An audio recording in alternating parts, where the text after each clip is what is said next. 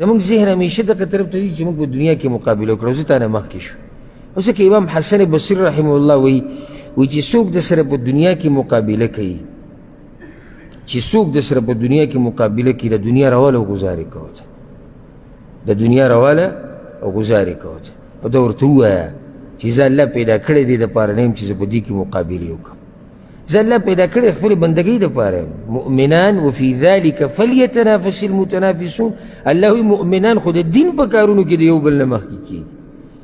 د دنیا الله ما سره لوز کړی دی، الله ما سره لوز کړی، زه به تا د رزق در کوم، محنت کوشش به زه کوم، خپل لاس به وهم، زما چې څه په نصیب کې ماته میلاوي، څه ضرورت دی چې زه مقابلې کوم، او څه ضرورت دی چې ته زما نه مخکې کېږي او زه تا نه مخکې کېږم. او څو ورځې ژوند دی، هغه څه چې زموږ په نصیب کې دی هغه به الله موږ له راکوي. ته لږ محنت کوه، لږ کوشش کوه، خو دومره چې مقابلو ته خبره ورسي او دقه یو باس رواني. که نه زما د خبرې غلطي دي، دا مسافر چې کیني دا باسونه کوي که نه کوي؟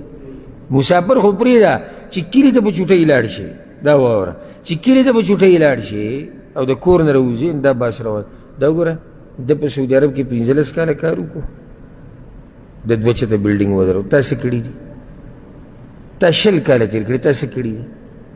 لکه دا ټول خلک یو شان خو نه دي، دا رزق خو الله تقسیم کړی دی، دا سره زور خبره ده. محنت خو هغه هم کوي، غریب لګیا دی خپل کار کوي، خو چې په نصیب کې نشي ته اوس دته په زور دا وایي چې دا 15 کاله یې تېر کړي د ځان له بلډینګ جوړ کړو، او دا وګوره 10 کاله تېر کړي، نن دی په دیزي باندې دا ګډ تجارت دی. هلته هم دا خبرې ټولې روانې دي. مشران دې هم په دې تیزوي، زموږ دې ماحول ته وګوره، یعنی مشران هم تاته دا غیرت په دې کړه ده کې وګوره پلاني ته وګوره، بې غیرت هغه بل پلاني ته او هغه بل ته او هغه بل ته، او تا کې غیرت نه راځي. په دقه کې سړی رالوی شي رالوی شي رالوی شي.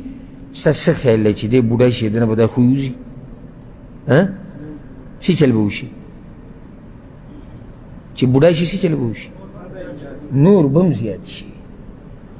بوډاګانو سره چې کېناستې د هغوی خو د ځمکې نه علاوه بله خبره نشته، الا من رحمه ربي. ګناه ورته نشته ځکه چې هغه داسې ماحول کې رالوی شوی دی چې هلته یو خبره کېږي بس. که چېرته زموږ ماحول داسې وی چېرته د دیندارۍ بحث کېږي، په دین کې د یو بل نه مخکې کېده غواړي.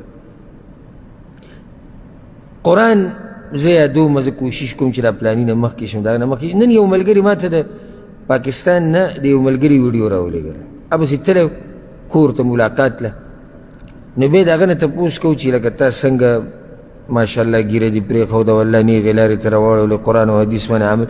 نو هغه دا ووایي چې زه ورته یاد کړم چې یعنې 2014 کال که څه وي د هغه وخت نه ما د بیانونه اورېدو او الله په ما رحم وکړو. نو د هغې نه بعد بیا ما قرآن یادول شروع کړو چې دا مونږ خو ډېر شاته پاتې شوي یو، دا قرآن یادول غواړي، دا دین زده کول غواړي. نو قرآن مې یادول شروع کړو. اوس ما ته وایي 4 سپارې پاتې دي، 6 سپارې مې یادې کړي دي، او 2 میاشتې بعد که 3 میاشتې وي، 3 میاشتې یا 2 میاشتې بعد زما دستاربندي ده، ما قرآن یاد کړو. ښه څنګه یادې؟ سحر منځه نه بعد 1 ګنټه دا زه د استاد سره لازم تېروم، د هغې نه بعد بیا خپل کار لازم. دی ونه وي چې کار مې پرېښودی، لکه دی بعضو ته چې ووایي چې دینداري کوه، نو دنیا سره به څه کوم؟ نو تا ته چا ویلي چې دنیا پرېږده؟ او تا ته چا ویلي چې مزدوري پرېږده؟ موږ تاسو مزدورۍ نه منع کوو، ښه پکې ورجه ورجه ورله نوځه، خو دومره وخت ورکه چې له دینداري پکې کوه. نو هغه دا وایي چې زه ګنټه سحر منځه نه بعد دا لازم زه استاذ مې نیولی د هغه سره قرآن یادوم، د هغه وخت نه د اوسه پورې. او اوس ورته 3 سپارې پاتې دي او قرآن به یاد کړي. که چېرته زموږ دا ماحول داسې وی لکه څنګه چې دې ورور دا سوچ و چې یاره دا خو موږ ډېر شاته پاتې شوي، دا قرآن یادول غواړي، نو څومره موږ مخکې تللی. ښه د ده سره که خوا او شا کې بل څوک و د هغه دا سوچ وي، هغه به هم دا چل شروع کړی، لکه چې هغه هم کوشش کوو چې د ده نه مخکې لاړ شي که نه.